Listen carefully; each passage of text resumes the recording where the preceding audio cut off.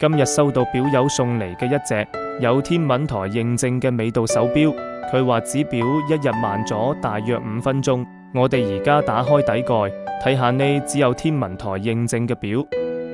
點解一日會慢咁多？見到底蓋接駁位有好厚一層污糟嘢，推斷呢隻表應該已經好耐冇做過維修保養啦。擰出螺絲，攞走自動舵，拆咗表中框，拆咗前圈，攞走表針，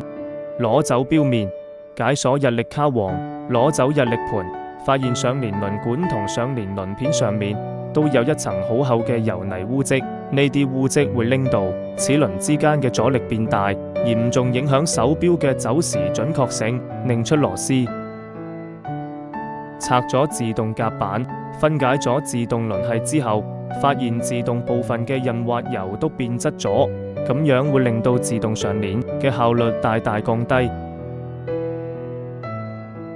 機芯整體狀態好好，冇零件損壞，只係潤滑油變質咗，清洗保養一下就搞掂。將機芯完全拆開，擺入油缸，再倒入洗錶油，人手逐件清洗每個零件，呢啲就係清洗好嘅機芯零件。